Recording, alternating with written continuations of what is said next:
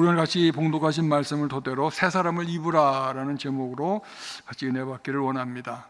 이 시간에 우리 몽골에 선교를 떠나신 우리 담임 목사님과 그의 10분의 우리 포항침례교 성도님들이 지금 넓은 지경을 넓혀서 주님의 말씀을 같이 전하고 있어서 얼마나 감사한지 모릅니다. 우리가 믿음 생활을 하면서 늘 우리가 체크할 필요가 있는 것 같아요. 내가 이거 제대로 믿고 있는가? 우리가 보통 속된 말로 현타가 올 때가 있죠. 야, 이거 내가 지금 제대로 믿고 있는 게 맞는가? 내 신앙생활이 지금 제대로 하는 게 맞는가? 하나님이 지금 나를 보시면 나를 뭐라고 부르실 건가? 지금 당장 세상의 종말이 와서 하나님이 심판대에 내가 서게 되면 과연 하나님은 나를 뭐라고 부르실까? 참 우리가 가끔 돌이켜 봐야 될 때가 있습니다. 근데 사람들이 살다 보면 늘 새로운 도전을 맞게 돼요. 그 유명한 아놀드 토인비라고 하는 역사학자는 인류의 역사를 볼 때 도전과 반응이라는 말로 표현을 했어요. 무슨 얘기냐면 우리가 매일같이 살아가는 가운데 늘 우리가 내가 지금 제대로 살고 있나, 지금 내가 하고 있는 일이 무엇인가, 우리가 또 그런 말 하잖아요. 여기는 어디, 나는 누구, 그런 생각을 가끔 할 때가 있는데 역사의 흐름을 보면 항상 그러한 의심을 가진 사람들이 늘 도전을 한다는 거죠. 지금 현실에 만족하지 않고 새로운 길, 새로운 도전, 새로운 마음, 또 새로운 방법, 새로운 법, 이런 거를 만들면서 계속 현존하고 있는 그 질서에 도전을 하게 됩니다. 그러면 그 기존 질서에 있는 사람들은 그것에 대해서 반응을 하겠죠. 그 말이 옳고 도전이 받아들여야 할 만하면 흡수해서 같이 새로운 정반합에 이르러서 또 다른 또 세계로 날아가지만 되게 이제 이 전쟁이 이제 벌어지게 마련인 거죠. 항상 사람들은 지금 내가 하고 있는 일이 제대로 하고 있는가, 내가 지금 하고 있는 일이 마땅히 해야 될 일인가에 대한 고민을 하게 됩니다. 우리 믿음 생활에도 마찬가지잖아요. 근데 성경에 보면 그러한 의문, 그러한 질문에 대해서 답을 해 주시는데 그게 오늘 우리 봉독했던 말씀이면 새 사람이 되라 하는 겁니다.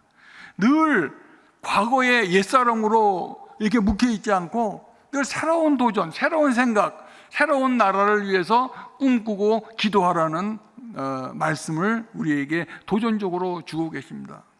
예수님께서는 새술은 새 부대에 담아야 된다고 말씀하고 계시죠. 새술은 그 당시에 바리새인들과 또 사두개인이나 또 이 정치 또 종교인들이 볼 때 그 종교를 하나의 어떤 의식과 형태, 전통으로 생각을 하게 됩니다.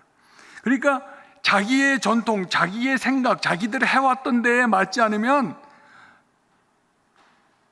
예수님이라 하더라도, 하나님의 아들이라 하더라도 그걸 받아들이지 못하는 거예요. 그러니까 예수님께서 하신 말씀이 새 술은 새 부대에 담으라. 새 부대는 뭘 상징합니까? 예수님이 새로운 메시아로 오셔서 우리에게 새로운 복음을 주신 거죠. 율법이 아닌 우리에게 복음을 허락해 주셨는데 이 복음을 받지 못한 이 율법에 얽매여 있던 사람들은 늘 자기네 잣대에 맞춰서 자기의 과거에 맞지 않으면 용납하지 않았던 거죠. 예수님께서는 그들에게 말할 때 새술은 새 부대에 담아라 라고 경고의 말씀을 주고 계세요. 우리 로마서 12장 2절에 보면 그 유명한 사도 바울이 우리에게 주신 그 도전이 있죠. 너는 이 세대를 본받지 말라라는 말을 하죠. 왜요? 이 세대를 보면 우리가 들은 직도 하고 먹은 직도 하고 만진 직도 하고 가진 직도 하는 것 때문에 우리의 모든 영혼을 다 빼앗겨 버리는 거죠. 그러니까 너희는 이 세대를 본받지 말고 오직 마음을 새롭게 함으로 변화를 받아 하나님이 선하시고 기뻐하시고 온전한 뜻이 무엇인지를 분별하도록 하라라고 우리에게 도전을 주고 계세요. 거기도 보면 마음을 새롭게 하라는 말이 나와요. 마음을 어떻게 새롭게 할까요? 우리에게 그 사도 바울이 던진 도전은 마음을 새롭게 하지 않으면 너희들은 늘 세상 사람들이 뭐라고 얘기하느냐, 맨날 TV에서 뭐라고 얘기하느냐, SNS에서 뭐라고 얘기하느냐, 신문에서 뭐라고 하냐, 인터넷에서 뭐라고 하느냐, 그것이 자기 판단의 기준이 되는 경우가 너무나 많아요. 성경에서 뭐라고 말씀하시니, 성령님은 뭐라고 얘기하시는지에 대해서 관심이 없어요. 세상 사람들이 뭐라고 얘기하는 거에 더 관심을 갖는 거죠. 사울이 아주 대표적인 그러한 세상의 관심과 세상의 평판과 세상의 그 마음에 따라서 인생을 다 낭비한 불쌍하고 가련한 왕이 바로 사울 왕이었잖아요. 근데 이 사도 바울은 우리에게 또 한 가지 힌트를 우리에게 주고 있습니다. 오직 그리스도 안에 있으면 새로운 피조물이라, 볼지어다 이전 것은 지나갔으니 새 것이 왔다고 우리에게 선포를 하고 계시죠. 도대체 새롭다는 게 뭘까요? 사람들은 때가 되면 뭔가 새로운 삶, 새로운 직업, 새로운 학년, 새로운 학교를 자꾸 옮깁니다. 저도 몇 년 전에 은퇴할 때 우스갯소리로 그 동료 교수들이 그래요. 후배 교수들이. 이제 우리 은퇴했다는 걸 영어로 리타이어라 그러잖아요. 리타이어는 타이어를 새로 바꿔 끼는 겁니다. 그러면서 타이어를 새로 갈아 끼고 새로 달려보십시오. 이렇게 이제 격려를, 물론 그 단어 뜻대로 그 제대로 해석은 아닙니다. 우스갯소리를 하는 얘기예요. 항상 은퇴를 하든 아니면 초등학교에서 유치원에서 초등학교를 가고 초등학교에서 중학교를 가고 중학교에서 고등학교, 고등학교, 대학교, 대학교에서도 석사, 학사, 석사, 박사 막 되는 과정에서 새로운 과정을 옮겨가지만 그것이 새로운 생명은 아니에요. 새로운 사람은 아닙니다. 얼마 전에 그 방송을 보니까 20대에 20살에 사법고시에 1차 한 번에 다 합격한 학생이 하나 있었어요. 서울대 학생인데 박모식이에요. 근데 한 10년간 그 유명한 로펌에서 일하다가 보니까 현타가 온 거예요. 그 아가씨도 내가 이렇게 사는 게 맞나? 근데 이렇게 보니까 통역하러 온 법정 통역하러 온 사람들을 보니까 너무 그게 자랑스러워 보이는 거예요. 왜냐하면 자기는 돈은 많이 받지만 그냥 밤낮을 쉬지 않고 그러면 법에 시달려서 정신이 없고 휴식도 못 취하는데 이 통역을 한번 통역 딱 하고 가면은 너무 멋져 보이는 거예요. 그래서 그 10년 만에 또 이대 그 법정 통역하는 통번역 대학원으로 가서 지금 공부하고 있다 그래요. 반대로 우리 한동대학생은 통번역 대학교 졸업한 아이가 또 법대에 가서 지금 사법 시험을 준비하고 있는 학생이 또 있습니다. 자, 그렇다고 그 사람들이 새로운 삶을 산 것일까요? 그렇지 않아요. 새로운 직업, 다른 직장, 다른 학년 이런 데 옮겨간 것뿐이지 새 사람이 됐다고는 말할 수가 없죠. 그럼 도대체 무엇이 새 사람으로 만들고 아니면 옛사람으로 남게 되는 그 잣대가 무엇일까요? 여러분 그 잣대가 뭐라고 생각합니까? 그 전에 여러분들 한번 생각해 보세요. 여러분들은 옛사람에 속합니까? 아니면 새사람에 속합니까? 한번 그런 질문을 스스로 한번 던져본 적이 있으세요? 이제 8학년 9학년 되신 우리 권사님들이 옛사람 아니에요. 나이 많다고 옛사람 아닙니다. 20대 30대라고 새사람일까요? 절대 그렇지 않습니다. 나이에 상관없어요. 그럼 도대체 옛사람이냐 새사람이냐를 구분할 수 있는 그 근거가 뭘까요?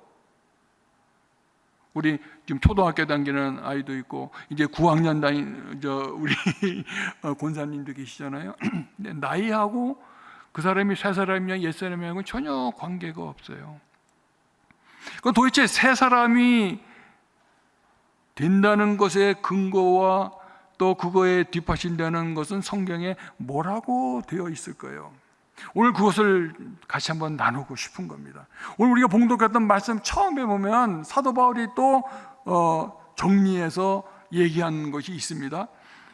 21절에 보니까 진리가 예수 안에 있는 것 같이 너희가 과연 그에게서 듣고 또한 그 안에서 가르침을 받았을진데, 너희는 유혹의 욕심을 따라 썩어져가는 구습을 쫓는 옛사람을 벗어버리고, 옛사람에 대한 정의를 분명히 얘기하고 있습니다.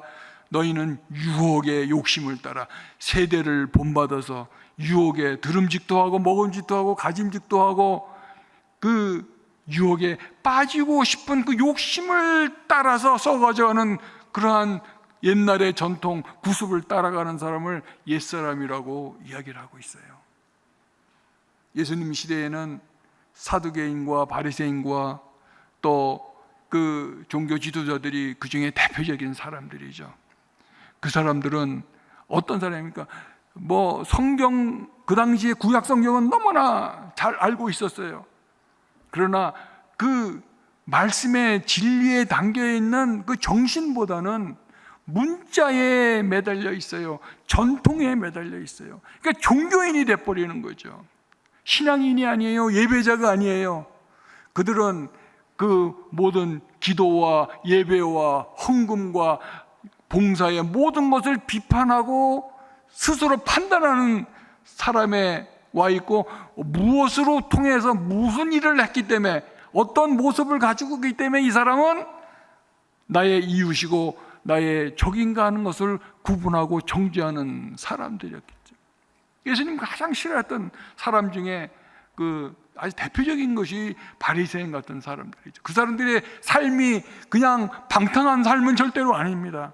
근데 가장 중요한 것은 그 복음의 진리를 받지 아니하고 율법을 하나의 전통으로 받아서 그 전통에 따라서 복음을 무시하고 예수님도 정죄하는 엄청난 죄를 범하게 되는 그러한 모습들이 오늘날 우리에게도 있지 않는가 한번 반성해 볼 필요가 있는 것 같아요. 그러면 새 사람은 뭐냐? 23절부터 설명합니다. 오직 심령으로 새롭게 돼요.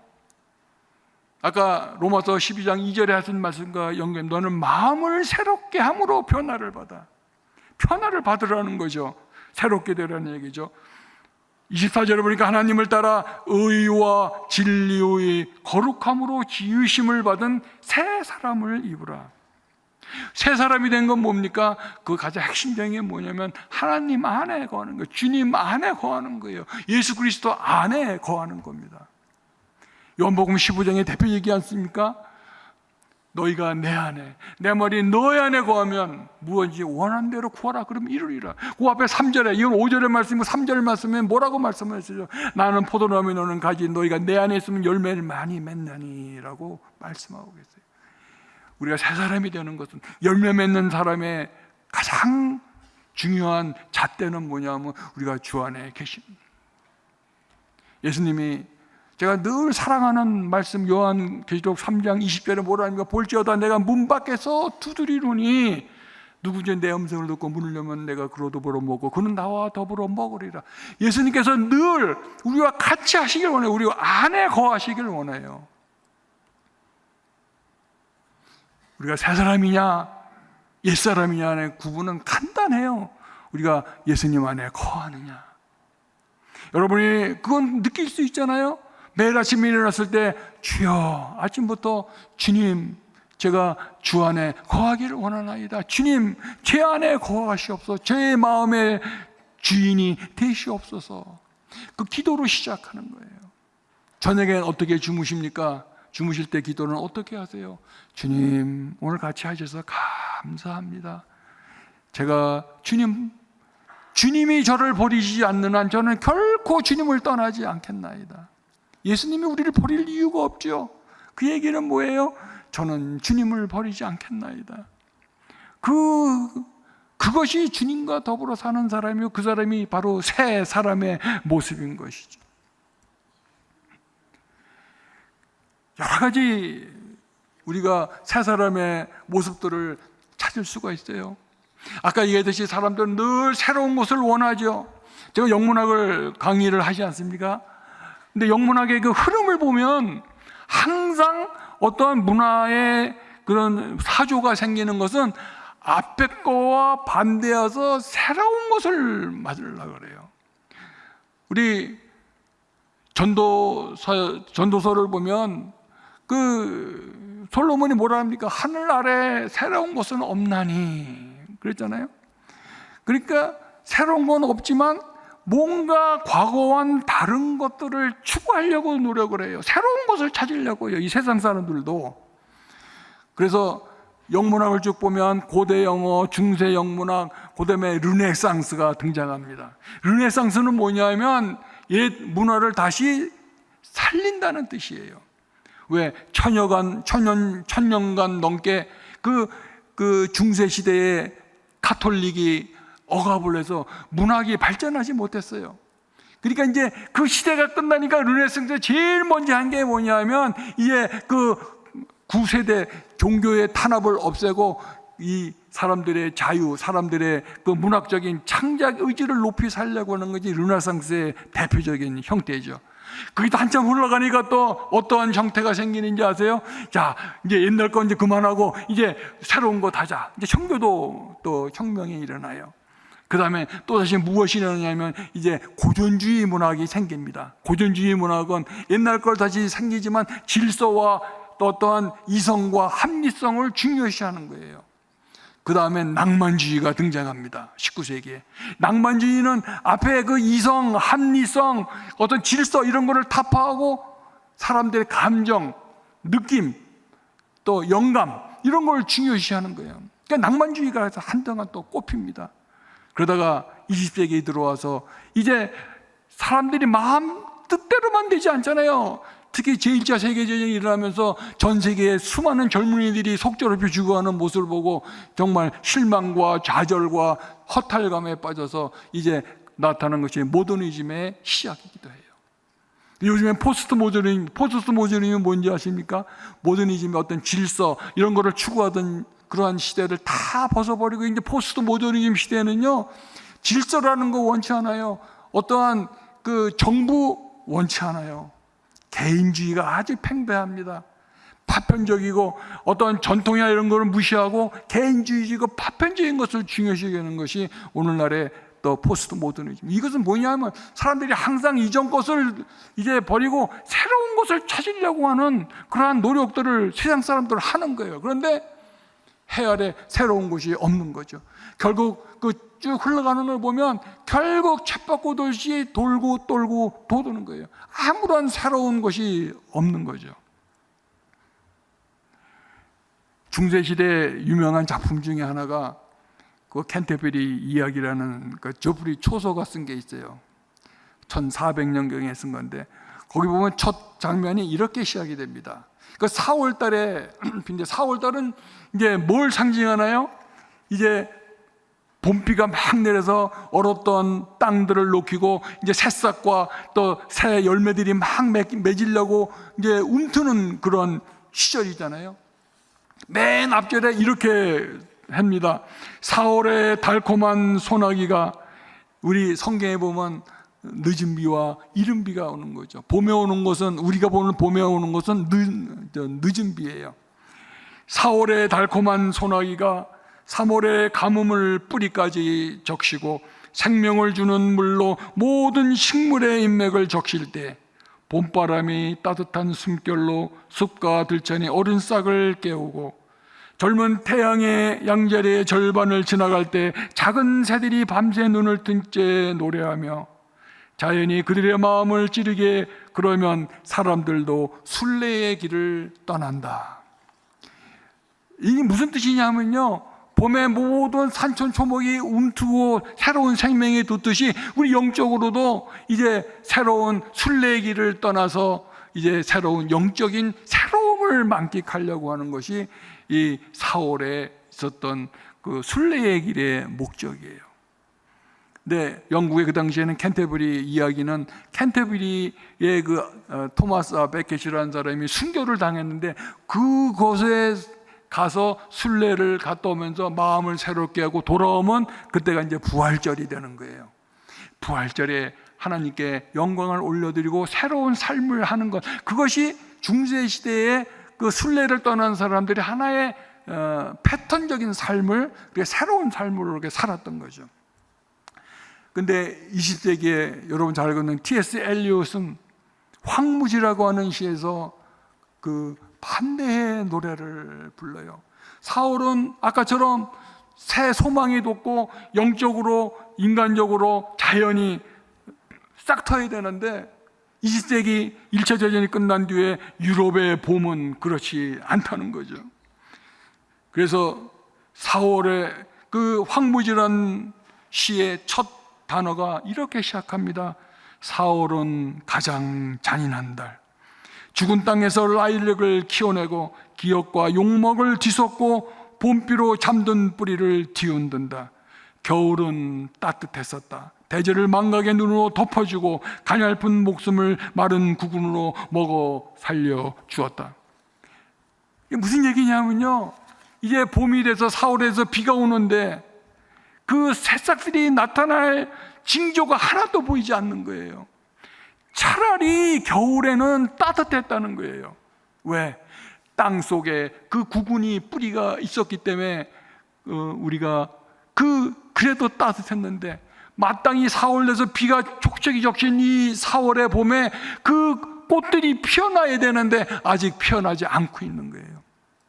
차라리 지금이 겨울이라면 좋았을 것, 그 얘기예요. 4월에 마땅히 꽃이 피어야 될 때 피지 않을 때 그 허탈감, 좌절감, 상실감, 이것이 그 당시에 20세기에 지성인이 본 유럽의 모습이었어요.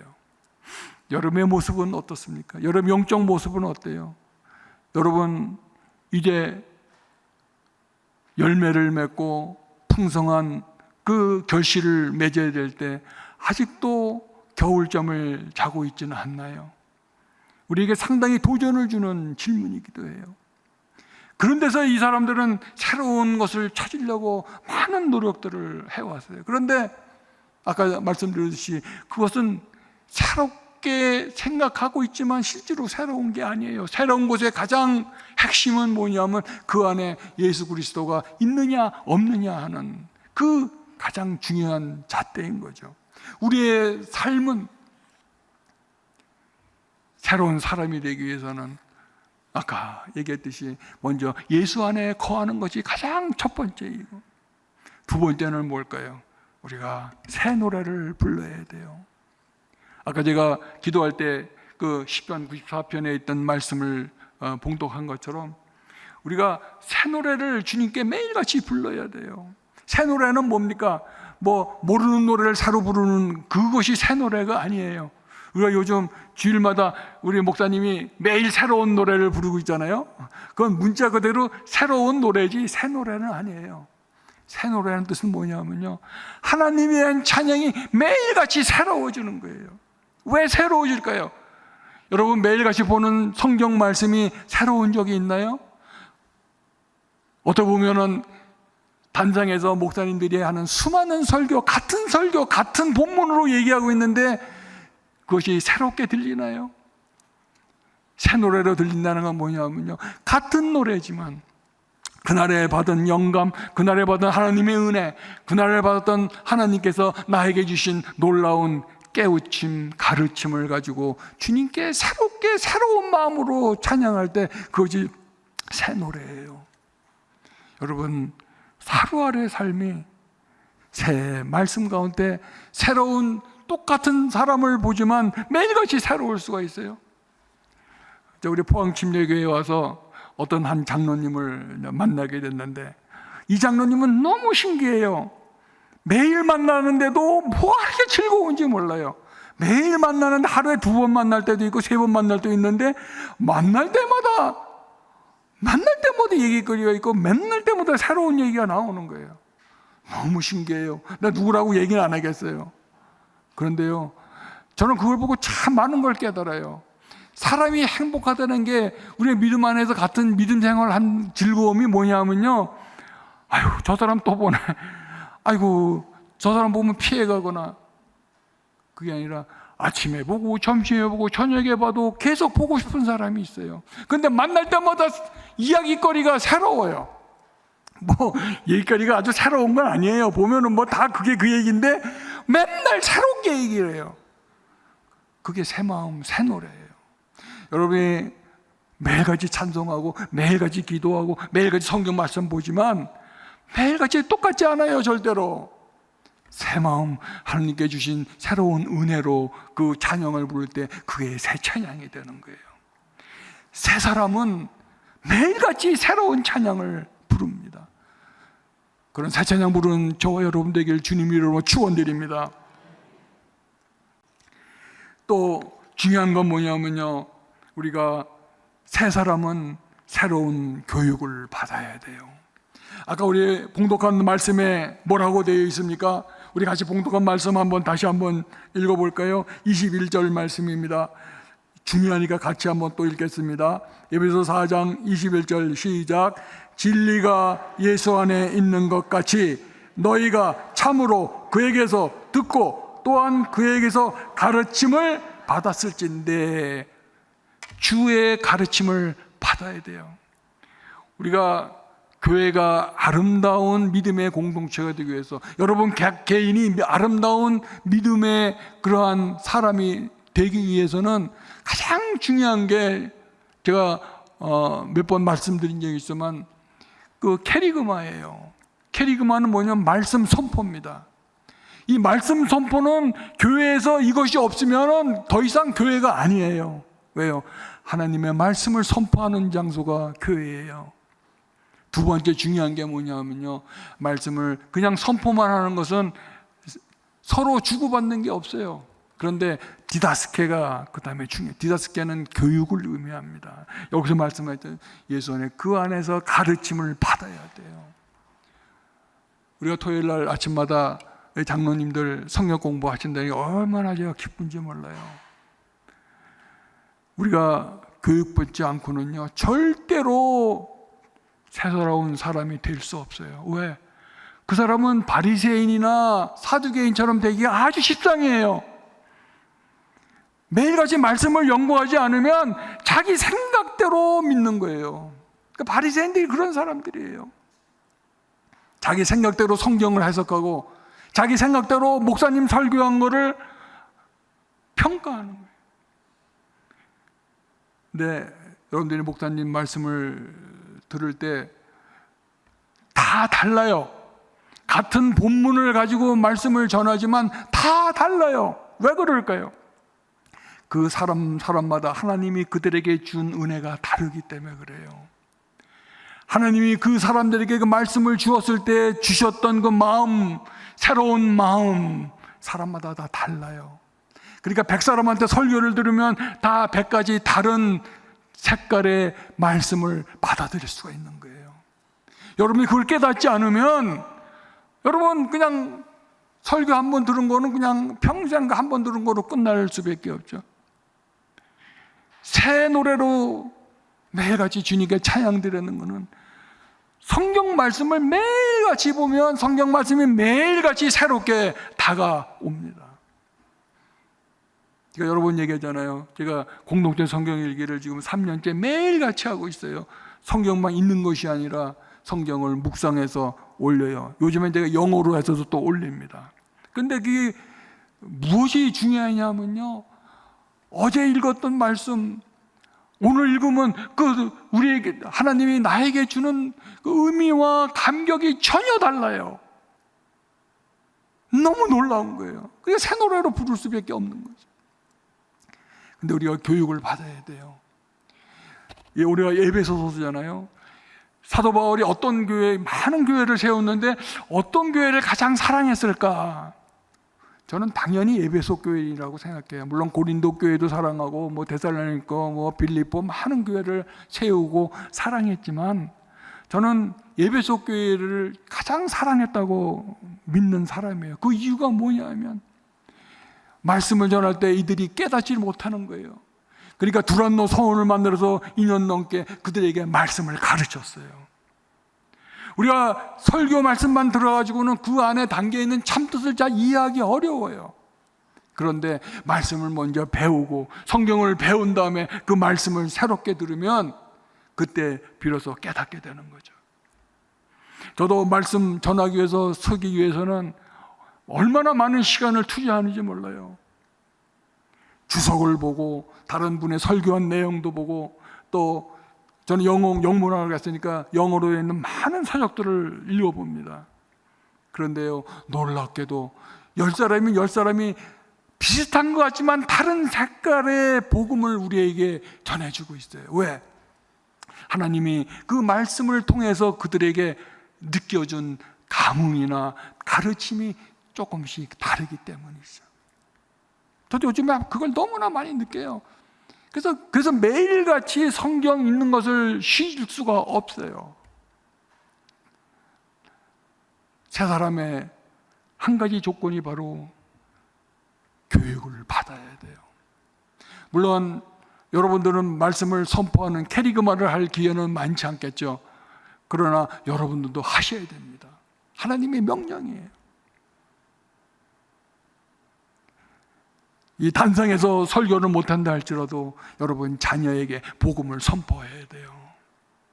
여러분 부모님에게 복음을 선포해야 돼요. 여러분의 손주, 손녀에게 여러분들이 복음을 선포해야 돼요. 복음 선포가 다른 게 아니에요. 말씀을 여러분의 입으로 그에게 선포하는 것이 캐리그마예요. 말씀 선포가 얼마나 중요한지 몰라요. 그다음에 그 아이를 무릎에 앉히고 아니면 맛있는 것을 사주면서 아니면 장난감 사주면서 성경 말씀을 하나하나 가르쳐 주세요. 저는 지금도 제가 영문학을 하게 만든 사람이 누구냐고 물어보면 단연히 난 우리 할머니라고 얘기를 해요. 우리 할머니는 제가 아마 기억에 나기 이전부터 아마 2살 때부터 저를 무릎에서 성경을 가르치고 예배당에 데리고 가고 찬송을 가르치고 옛날 이야기와 성경 이야기를 저에게 끊임없이 해줬어요. 제가 말귀를 알아듣기 이전부터 끊임없이 저를 무릎하게 앉히고 이야기를 하셨어요.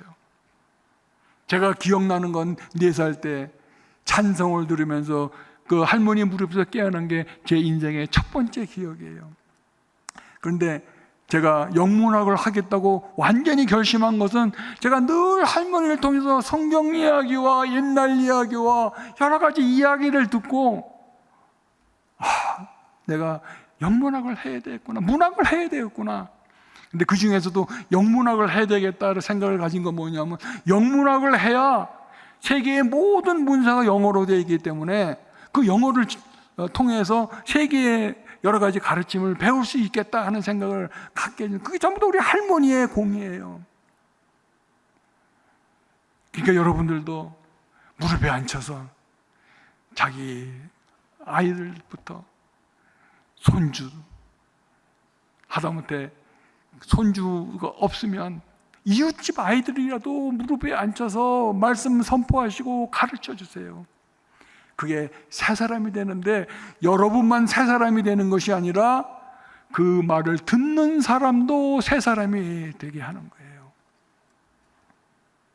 우리가 유유상종이란 말이 있잖아요. 우리가 어떤 사람을, 그 친구를 보면 그 사람을 알 수가 있다 그러잖아요. 왜 그럴까요? 같은 부류의 사람끼리 모여요. 불량한 학생들은 불량한 학생끼리 모이게 돼 있어요. 그들이 생각하는 것과 원하는 것이 비슷하기 때문에 그들끼리 모여요.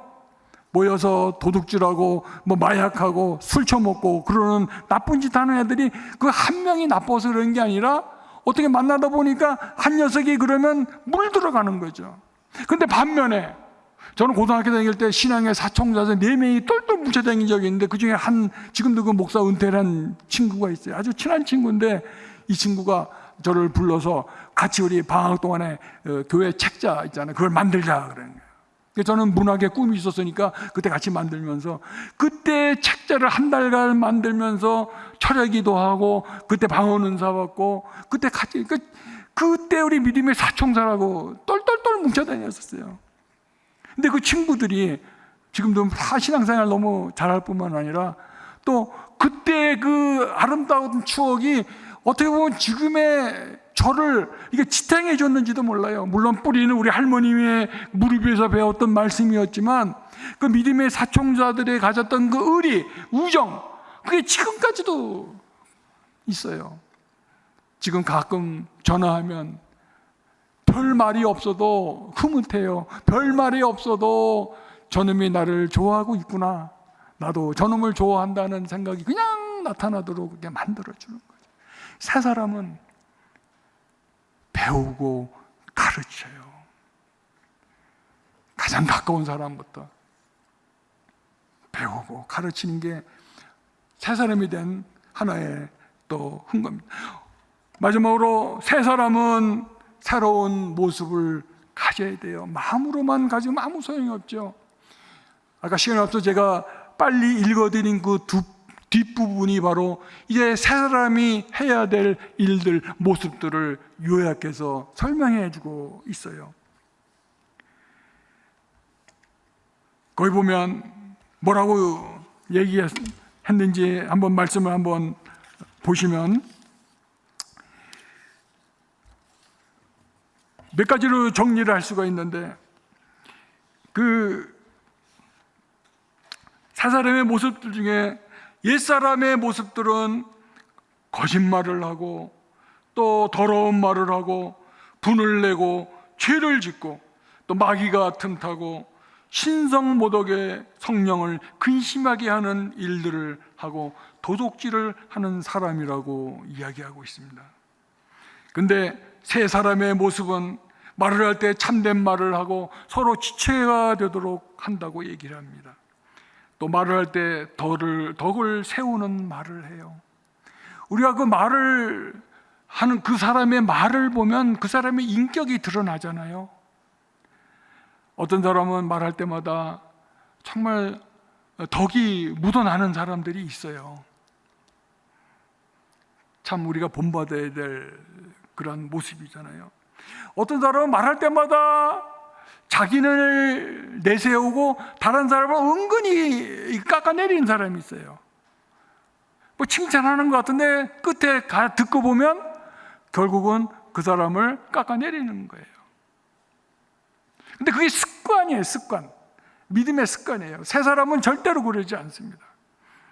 아까 제가 유유상종이라 했잖아요. 그런데 그렇게 덕되는 사람들은 덕되는 사람들끼리 모여요. 근데 남을 이게 흉보기 좋아하는 사람들은 그런 사람끼리 모여요. 모여서 뺑 돌아가면서 한 번씩 다 이제 비판대에 올려놓죠. 그런데 우리 모르는 사건은, 모르는 건 뭐냐면 다른 사람도 그 사람들을 그 비판대에 올려놓는 사실은 몰라요. 자기만 뭐 하는 거잖아요. 그러니까 우리가 누워서 침 뱉는다는 말이 있잖아요. 새 사람은 말을 할 때 덕을 세우는 말을 합니다. 새 사람도 화를 내요. 거룩한 분을 낼 때도 있죠. 그런데 분을 오래 참지 않고 그 하루가 지나기 전에 분을 푼다고 이야기를 합니다. 가장 중요한 것은 뭡니까? 성령을 근심되지 않게 하는 거예요. 우리가 성령을 망령되게 일컫거나 성령을 우습게 여기거나 성령을 없이 여기는 그것은 우리가 정말 새로운 사람이 될 수가 없죠. 그리고 도적질하지 않고 반대로 어떻게 하라고 그랬습니까? 구제하고 수고하고 선한 일을 하라. 너의 착한 행실로 하나님께 영광을 돌리게 하라. 이게 예수님께서 우리에게 주신 강한 도전 중에 하나입니다. 어떻게 보면 이것은 이웃과의 관계, 내 자신의 내면의 관계, 또 사랑과 하나님과의 관계, 나와 하나님과의 관계를 요약해 놓은 말씀이기도 해요. 그런데 사도 바울은 여러 교회를 다니면서 여러 가지 교회인들의 그 문제점을 알기 때문에 아주 구체적으로 우리에게 메시지를 전해주고 있어요. 근데 남의 얘기가 아니라 내 얘기라고 보면은 더 좋을 것 같아요. 내 얘기로 볼 때 나는 과연 이 사람 중에 옛 사람에 해당되는가, 새 사람에 해당되는가? 한번 점수를 매겨 보시면 좋을 것 같아요. 아까 제가 처음에 말씀드렸듯이 이제 우리가 오늘 당장 오늘 저녁이라도 이제 하나님께서 우리를 모두 심판대에 부르시면 하나님 앞에 선 우리의 모습이 하나님께서는 뭐라고 말씀하실까? 사도 바울이 현타라 그랬잖아요. 현실에 내가 어디까지 왔나 깨닫는, 사도 바울도 현타를 느꼈던 것 같아요. 왜 그러냐면 자기가 많은 사람을 전도하고 선교했는데 그들은 믿어서 구원받았는데 내가 행여 구원받지 못하면 어떨까 하는 그러한 고민을 사도 바울이 하고 있었어요. 우리 포항침례교회 성도님들은 그런 분이 한 번도 없을 것이라고 믿습니다. 우리가 정말 주님 안에서 매일같이 새 노래 부르고 주님 안에 거하고 그리고 새로운 모습들을 보내고 또 우리가 늘 하나님 안에 새로운 말을 교육받으면서 성장하게 돼서 정말 하나님이 선하시고 기뻐하시고 온전한 뜻이 무엇인지를 분별할 뿐만 아니라 그것을 따라 할 수 있는 저와 여러분 되기를 주님 이름으로 축원합니다.